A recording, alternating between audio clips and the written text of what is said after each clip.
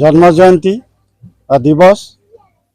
ইয়াৰ লগতে আমি ইতিমধ্যে মুখ্য তৰণ যিটো আছে গেট, সেইটো ইতিমধ্যে আমি উদ্বোধন কৰিছোঁ।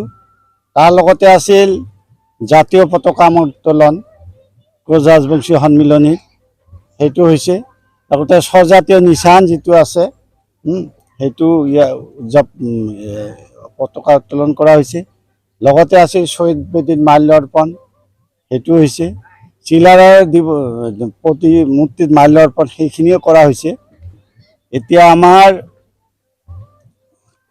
শ্ৰদ্ধা তৰ্পণ, সেইটো হৈছে। এতিয়া আছে আমাৰ কিছু সাংস্কৃতিক অনুষ্ঠানৰ লগতে প্ৰতিযোগিতামূলক কাৰ্যসূচী। তাৰপিছত আছে আমাৰ আলোচনা চক্ৰ। আলোচনা চক্ৰ আমাৰ আঞ্চলিকৰ বিভিন্ন পৰ্যায়ৰ কিছু সমস্যা আছে। এই সমস্যাসমূহ আমাৰ জাতি গঠন প্ৰক্ৰিয়াত বিশ্ব মহাবীৰ চিলাৰায়ৰ অৱদান সম্পৰ্কে আমি আলোচনা কৰিম। আৰু লগতে আছে আমাৰ সম্বৰ্ধনা পৰ্ব।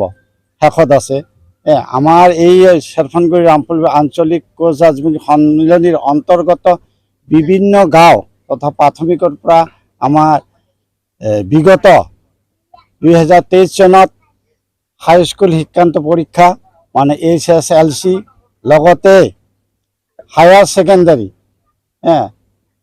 যিসকল ছাত্ৰ ছাত্ৰী কৃতিত্বৰে উত্তীৰ্ণ হৈছে তেওঁলোকক আমি সম্বৰ্ধনা জনাম।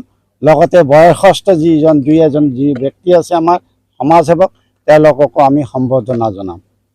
সেইখিনিয়ে আমাৰ মুখ্য কাৰ্যসূচী। আজিৰ যিটো চিলাৰায় জন্ম জয়ন্তী 514তম, এইখিনি। কেইদিনীয়া লৈ এই প্ৰগ্ৰামটো কৰা হৈছে?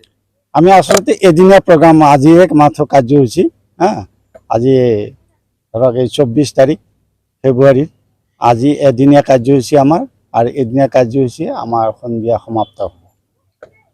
আজি এই প্ৰগ্ৰামৰ দ্বাৰাই আপোনালোকে ৰাইজক কি মেছেজ দিব বিচাৰে? আমি এই চিলাৰায় জন্ম জয়ন্তীৰ লগত উদযাপনৰ লগত সংগতি ৰাখি আমি ৰাইজক বা আমাৰ বিশেষ কোচ ৰাজবংশী সমাজক আগুৱাই নিয়াৰ কাৰণে বিশ্ব মহাবীৰ চিলাৰায়ৰ যিটো শৌৰ্য বিক্ৰম বা জাতি গঠনত যিটো ভূমিকা আছিল তেতিয়া 1500 শতিকাত 1600 শতিকাত 1510 চনৰ পৰা 1571 চনলৈকে তেখেতে জীৱিত আছিল। আৰু সেইখিনি সময়ত নিশ্চয় কোচ ৰাজ্যই এটা সোণালী যুগ আছিল, বা কোচ বা কমতাপুৰৰ এটা সোণালী যুগ আছিল। আৰু সেই সোণালী যুগৰ যিটো অৱদান বীৰ চিলাৰায় আৰু নৰনাৰায়ণ, সেই অৱদানখিনিক আমি যাতে সৰগত কৰি আমি আমাৰ এই কোচ ৰাজবংশী জনগোষ্ঠীটোক বা জাতিটোক আগুৱাই লৈ যাব পাৰোঁ। অনাগত দিনত বিশ্ব দৰবাৰত আমি যাতে প্ৰতিষ্ঠা কৰিব পাৰোঁ। আমি আমাৰ ভাষা কলা কৃষ্টিৰ লগতে আমাৰ হেৰাই যোৱা ঐতিহ্য, হেৰাই যোৱা সংস্কৃতি আমি ধৰি ৰাখিব বিচাৰিছোঁ। আৰু এইখিনিকেই মূল আমাৰ মেছেজ বা ৰাইজৰ প্ৰতি আহ্বান থাকিব। দীৰ্ঘদিনীয়া দাবী, বিশেষকৈ কোচ ৰাজবংশীসকলৰ জনজাতিকৰণৰ ক্ষেত্ৰত আমি অসম চৰকাৰ আৰু কেন্দ্ৰীয় চৰকাৰক আমি আহ্বান জনাম, বা আমাৰ দাবী থাকিব যে আমাৰ জনজাতিকৰণৰ যিটো প্ৰক্ৰিয়া সেইটো সোনকালে কৰিব লাগে। আৰু লগতে আমি আমাৰ কোচ ৰাজবংশী বা ৰাজবংশী ভাষাটোক 8ম অনুসূচীত অন্তৰ্ভুক্ত কৰাৰ কাৰণে আমি ইতিমধ্যে দাবী দি আছোঁ। আমাৰ বিভিন্ন জাতীয় সংগঠনে কোচ ৰাজবংশী সাহিত্য সভাৰ পৰা আৰম্ভ কৰি আক্ৰাসু কোচ ৰাজবংশী সন্মিলনী, অন্যান্য যিবিলাক জাতীয় মহিলা সন্মিলনী আছে, আমাৰ দাবীটো আছেই যে আমাৰ কোচ ৰাজবংশী ভাষাক 8ম অনুসূচীত অন্তৰ্ভুক্ত কৰিব লাগে, আৰু লগতে আমাক জনজাতিকৰণ কৰিব লাগে। এইখিনি চৰকাৰৰ ওপৰত আমাৰ এটাই কথা, আমাৰ অনুৰোধ বা দাবীটো আছে যে জনজাতিকৰণ আৰু আমাৰ ভাষা সংস্কৃতি ৰক্ষা কৰা। যদি চৰকাৰে আলোচনাৰ মাজেদি আমাৰ এই সমস্যাসমূহ সমাধান নকৰে, নিশ্চয় আমি অনাগত দিনত আমি জাতীয় স্তৰত আমি আন্দোলন কৰিবলৈ বাধ্য হ'ম। আমাৰ ইচ্ছা নাই যে আন্দোলনৰ যোগেদি ইয়াত কিবা এটা বিঘ্নিত ঘটক, এইখিনি আমাৰ ইচ্ছা নাই। যদি চৰকাৰে আমাৰ দীৰ্ঘদিনীয়া দাবীখিনি পূৰণ নকৰে, নিশ্চয় আমি আমাৰ আন্দোলনৰ কাৰ্যসূচী পৰৱৰ্তী সময়ত আমি ল'বলৈ বাধ্য হ'ম।